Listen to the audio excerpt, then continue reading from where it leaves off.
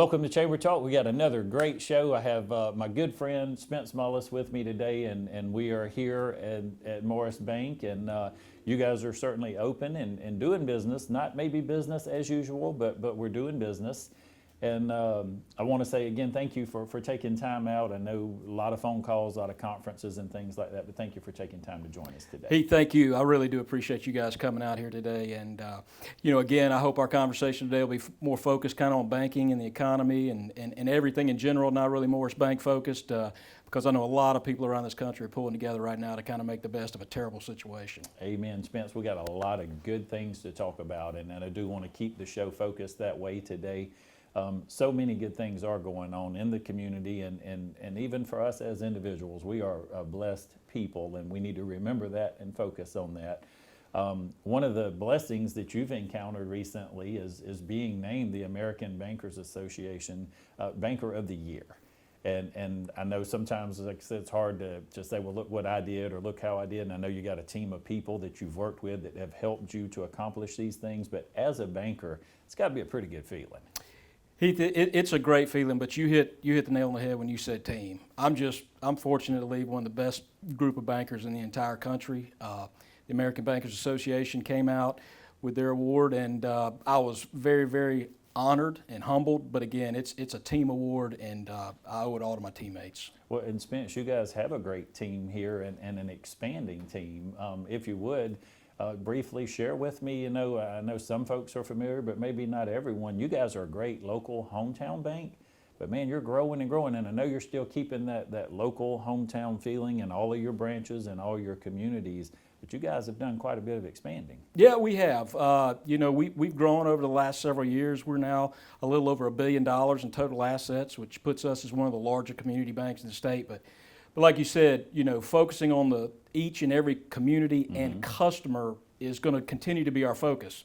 A lot of times when a bank grows and gets a little bit larger, they may lose focus, but our success is totally rooted on taking care of the community and the customer. And so that's what our focus is going to be going forward. In every community we've gone to, whether that's Jones County, Houston County, most recently down in Bullitt County, we are that local community bank, and we get really, really close to the customer as far as our decision makers go. That's what's key to us, getting the decision makers close to the customer. Well, and I know a lot of your folks, a lot of your employees, a lot of your team, I would say probably is how you guys refer to one another. Even when you open these new branches, you guys send your folks from Dublin out to train and to teach and to mentor and bring these folks in, so that, again, whether it's Houston County or Bullitt County, you're getting that same local community feeling from Morris Bank. So absolutely. So, one thing that we pride ourselves on is our culture and our delivery of service via our culture. And so in order to be successful in all those other communities, we've got to replicate the culture that we started here in Lawrence County. And thankfully, we're doing that, and we're excited about it. You guys are doing a great job with that, Spence. And one more thing before we take our first commercial break. Not only American Bankers Association Banker of the Year, but you have a very important role now to fill with the Georgia Bankers Association. And so if you would, share with me just a little bit about what goes into your role there and what you're going to be doing. Yeah, so I was voted last year to get on the executive committee of the Georgia Bankers Association, and more recently I was voted as the vice chairman of the association. So in June, I'll be taking the gavel and will be actually the chair of the Georgia Bankers Association. I've been involved with that association for many, many years. Every community bank in the state, for the most part, is a member. And it's really our voice to kind of see what's going on and to go to Washington and kind of talk about things that we're seeing and other needs of different communities and businesses in different communities. So very, very important job. Look forward to it. Probably going to be a lot of fun now going forward. I bet it will, but I think we're blessed, actually, to me, even as a community, to have you in that position. In my role and with the Chamber, one of the things that I absolutely love, and my board's allowed me to remain participating, but I'm on the Board of Regents with the United States Chamber Institute of Organizational Management, which means I get to meet every year with chamber presidents and leadership throughout the United States. And you get to hear the good, the bad, the ugly, what's working, what's not working, and then you get to bring it back to Dublin and Lawrence County. And so for you to have those resources throughout the state, I think, and to have those meetings and the things that you'll be doing, I think that's a great advantage for us here. And to have your presence here and Morris Bank in this community. Most definitely. It is very, very important to be able to go out and hear what is successful in other communities. There's no need to reinvent the wheel.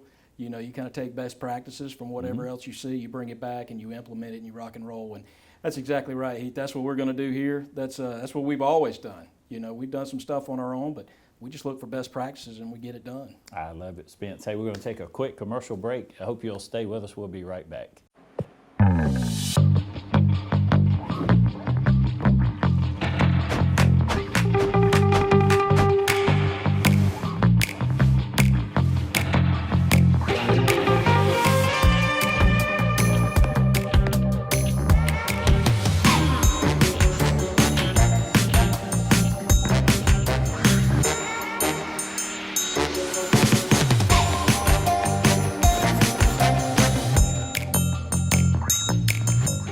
Quality products and installation since 1985. That's 4 Seasons. Mid-State Pools and Spas knows pools. In-ground pools to above-ground pools. Mid-State Pools and Spas has over 35 years in the industry, building over 3,000 pools. We build all of our own pools, never subcontracting the work out. So if you're ready to build a pool, renovate a pool, or if you need weekly maintenance or liner replacement with a full 20-year warranty, call the professionals at Mid-State Pools and Spas. Visit our showroom today at 2273 Veterans Boulevard in Dublin and see the new line of Marquee Spas. For the ultimate in hot tub experiences, choose Marquee Spas. Also see our new selection of casual patio furniture, available now at our showroom, Mid-State Pools and Spas, where we know pools. Welcome back to the show again, Spence. Thank you for your time today. We mentioned right before the break, you know, we laugh and joke about it a lot in the chamber industry. Our little saying is plagiarism is the highest form of flattery. If someone's taking your ideas or your processes or events and they're copying them, then good. And maybe it can work for everyone. Right now, whether it's, you would say plagiarism or whatever you want to call it, but I think it is a very important time for us to have those resources, for us to look to other communities, other banks for you guys, and see what's working, what's being talked about. And I think you guys are being pretty creative already in some of the things that you are doing, whether those are things that maybe you saw somebody else do or maybe you're the first one to do. But can you share during these uncertain times, what are you guys doing here at Morris Bank? So first and foremost, we're not the first. Okay. You know, we have studied this. We have been in contact with many other banks, many other banking associations, and I think like most banks in the community, we're looking out for the health of our employees first and foremost and our customers. So we've gone to a drive-through only model. The bank is still open. If you look at the government's definition of an essential business, a bank is one of those entities. Okay. When you look at the orders in New York, California, Illinois, a definition of a industry that has to remain open is going to be a bank. And so we have to figure out how to operationally keep going. You know, folks, debit cards have to keep working when they go swipe if they do go to the store. So we had to look at what was going to be the way that we could make sure that we were going to be open for the long term. And so what we did is we went to a drive-through only platform, if you will. But fortunately for most banks now, with the technology that we have, whether it's mobile deposit, whether it's ACH transfers, things like that, online banking, we're able to do that. I mean, business can still be transacted. Mm-hmm. There are certain things that happen only in the lobby that are going to be curtailed a little bit. But the focus is to keep the bank up and running with as many people as you can. Make sure you have employees that can work off-site via remote dial-in on their mobile phones, laptops at home, and just make sure that the customer can continue to transact business. And that's what we're focused on. But again, I feel like most banks in and around the country are doing this now. I know locally, all banks are doing this now. You know, we all talk to each other.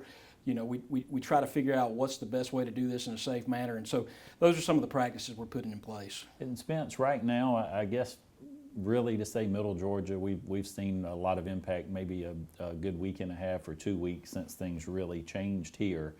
What would you say from a banking standpoint, transaction-wise? Are you guys still pretty close to the number of transactions you would do in a normal day of business, or has there been a huge decrease?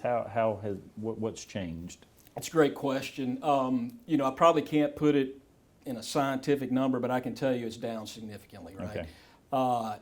And again, when I say down significantly, I'm certainly talking about in-person loans, things like that.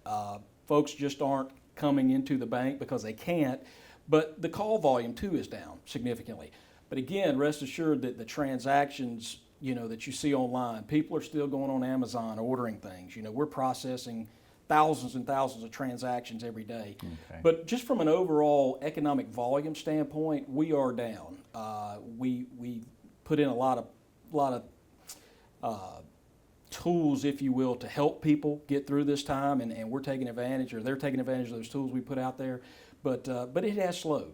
Okay, let's talk about that just a little bit. I know you and I spoke earlier about some of the things that Morris Bank specifically is doing to try to help maybe businesses and or individuals.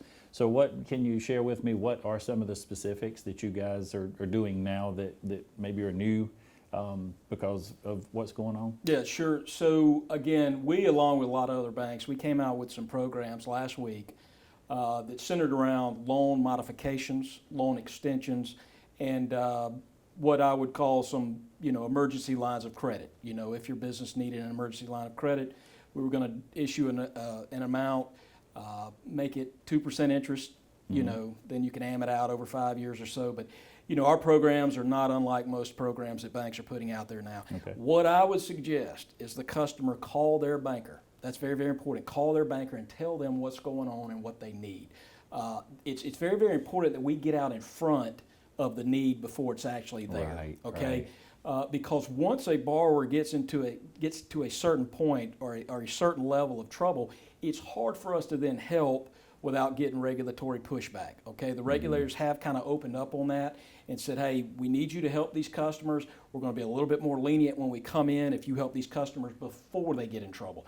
And so that's the one thing I would really suggest is, That's great business advice. owners, individuals, if you need help, call your banker now so that we can get out in front of this. I think that is wonderful advice, and I've not actually heard that or spoken with anyone about that. That'll be great for us to share through the chamber with businesses is don't wait until things are bad to Right. go see your banker to talk about how you're going to get through these difficult times, but attack it on the front end and be prepared for it. And I guess then that makes it a lot easier for you to be able to work with that individual. Exactly, and so there's two different paths here. One is that path that we've taken individually as a bank to get out in front.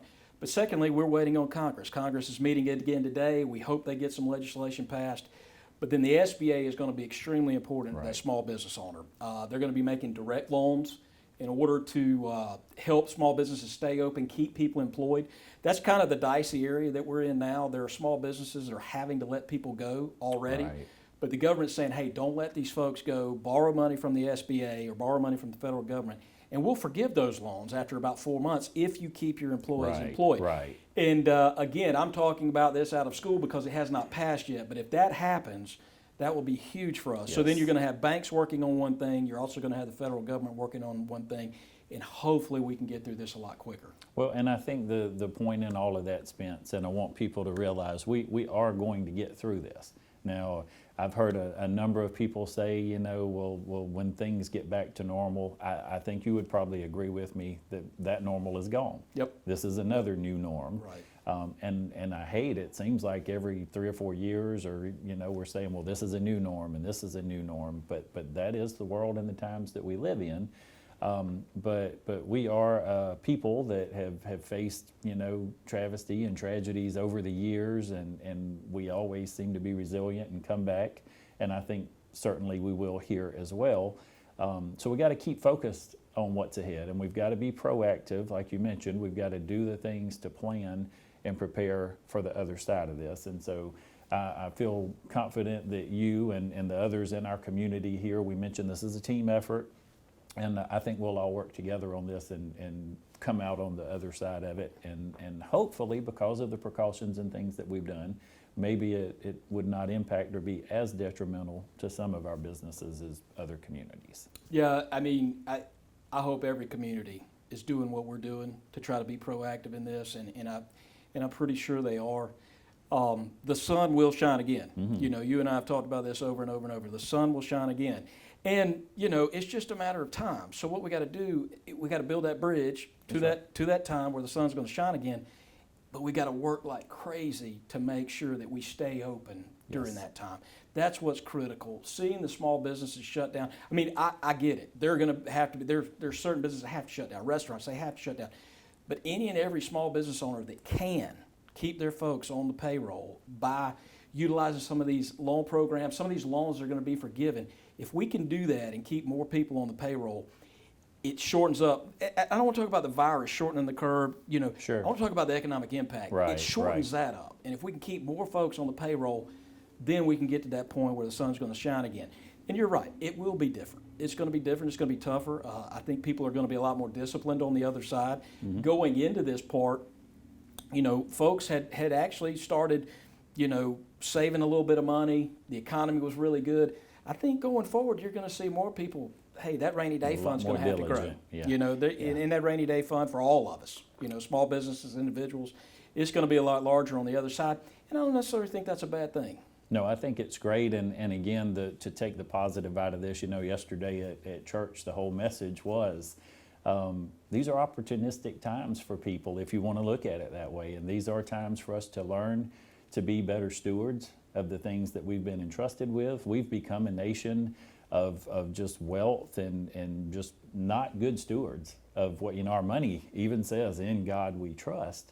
I think sometimes we're not really trusting in God. I think we're trusting in that dollar. Right. And that's what's gotten us into the situation a lot of times that we're in. So, you know, the worry and the fear for a lot of folks today is, well, where's my money going to come from? And we're not as close to God, I think, as we need to be. So there's some opportunities here, I think, for us, and some lessons that we can learn through this. So I tell you, with all the time on our hands, we Yeah. got a lot more time to think through these things. that's right. And we're going to come back. We're going to take one more commercial break, but I do want to talk about that, because one of the things we're sharing, and I'm sure you guys are doing here at Morris Bank, is, you know, you have some time right now where you don't have as many people coming in or out of the business. But what a time to focus on, hey, how are we going to come out of this and be the absolute best that we can going forward? So we'll address that when we come back after this break. My name is Danny Hogan. Matt Lake is my stepson. Matt never got in any kind of trouble when he was growing up. Very smart young man. He's invested in the county greatly because he's invested in several businesses. Most people think that government should be run by politicians, but it would be much better off if they were run by business people. Matt's involved in his church fully and is a great Christian. I'm real proud of him, and I know he'd do a great job as tax commissioner. Please support Matt Lake for tax commissioner in Lawrence County.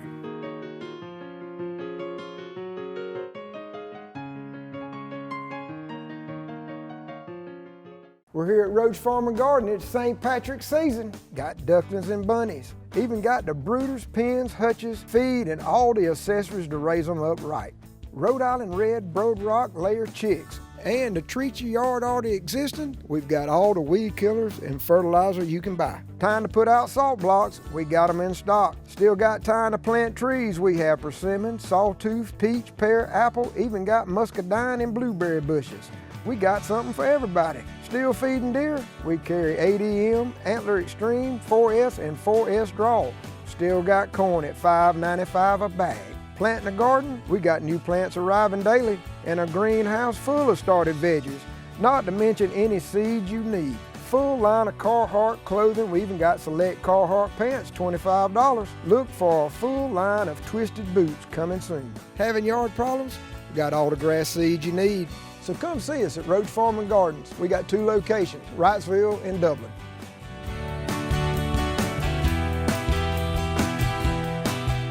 Welcome back, and again, great day for business still in Dublin and Lawrence County. It's hard to say sometimes, but there are so many opportunities, Spence, as we mentioned right before we went to the break, and opportunities now for business to start planning And for those people who are going to be successful, that's what they're going to do during these times. They're going to have their teams together, they're going to have folks together and sitting around, and we're going to ask that question a lot, what if? Right. And why not? Right. And maybe more so than ever. You know, I wish I had, I'm sure you're probably in the same boat, I wish, you know, we could bring our team together and say, hey guys, here's the plan. But with times being uncertain like they are, we don't have that plan. But what we do have is a great community here of resources and people. You know, we pride ourselves here in Dublin. I've learned, I've only been here a short period of time, but I've learned that we pride ourselves on working together and coming together. So I think we're going to see that not only locally, but maybe even in our nation and even globally in the future. No, I definitely think so. I mean, the polarization in our country has been incredible over the last couple of years, and to actually have hope that Washington's going to pull together, and how that filters or how that trickles or cascades down here locally is huge. But let's talk about, you know, idle time and folks that are just kind of sitting around now, you know, not being able to conduct business. What are they doing? Like you say, I mean, right now is the time to be thinking about what is it going to be like when the sun starts shining again. And that's what we're focused on here. You know, we've got a lot of online training opportunities for our folks. If they're not helping customers, hey, let's learn how to do something better. Okay, let's learn how to do something more efficient. So when we get back to business, we can do it. But I challenge all business owners. The same thing. I know right now we're just thinking, how can we survive? And that's a great question, because that is the question that we all need to be asking ourselves. But we are going to survive. What are we going to do after we get through this? And how are we going to do things better? So, you know, taking as much time as possible to study your craft, study your industry, study the world and how your business plays into that is going to be huge for folks to be better on the other side. I think that's exactly right. And that mentality has to be, from whether it's a banking standpoint, a chamber standpoint, people are going to look to people for leadership during difficult times. The people that you're going to look to are the people who have done their homework and whatever area or expertise they have, they're the professionals. They're the ones that know how to do this. Right now, webinars, seminars, online training, things like that, and we're doing it at our office as well. You know, how to be the best if you are working from home. What scenarios are you going to face if you have more employees working from home? What are pros to that? What are cons to that?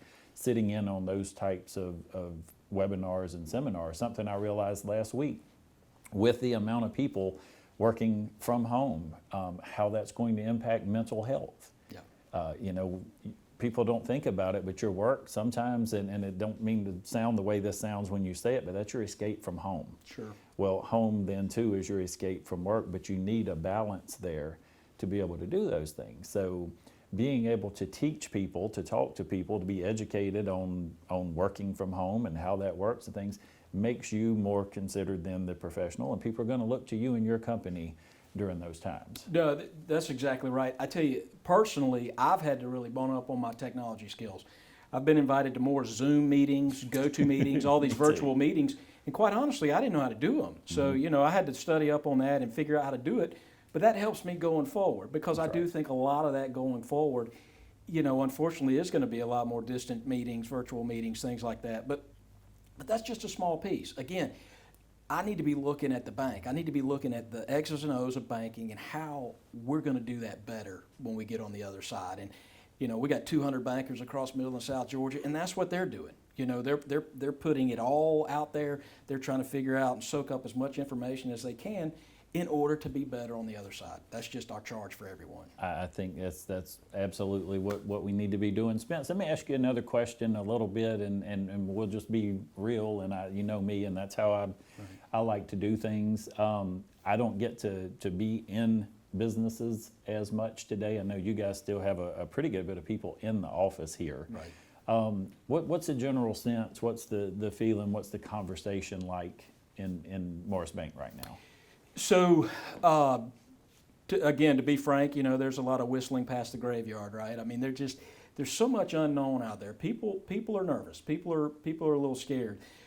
But to counter that, we try to engage each other in thoughtful conversation about each other personally, but hey, what are you hearing from your business customers? And so I can tell you, we've had a lot of business customers call in the last week. And again, there's a lot of unknown out there, but they're not just throwing in the towel saying, hey, I give up. They're saying, okay, how am I going to get to that next part? You know, how am I going to get to the end here, if you will, of this crisis? And so we're having these thoughtful conversations, but you know, I would be telling you a distruth if I didn't say that people were nervous. I mean, they are certainly nervous, but fortunately, not just Morris Bank, but our banking system in general is very well capitalized. So we are going to be here for the long haul to help customers, and that's something else that I think is important for the viewers to hear. Absolutely. Going into this crisis, the banks are as strong as they've ever been. This is totally different than 08, 09 during the housing crisis.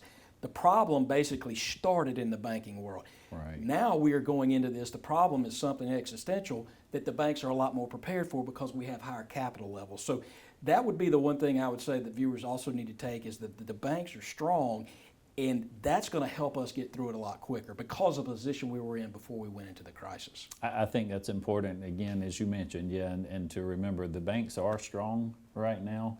And let's mention as well, too, you know, there's not a food shortage. There's not there are a shortage of masks and gloves. Right. But as far as your necessities and the things that you have to have, there's not a shortage. Exactly. And so we can have some normalcy to life. There's not a need for panic and fear that some people are experiencing. And so we want to remind people we want to remain calm, we want to remain confident, and we want to work to the best of our abilities. And I want to say I would congratulate you. You don't even know this, but when we came in the door this morning at Morris Bank, I'm sure you would expect this, but just in the short walk from the front door to the elevator, I believe, if I'm thinking back correctly, no less than 4 people said hello and smiled at us this morning.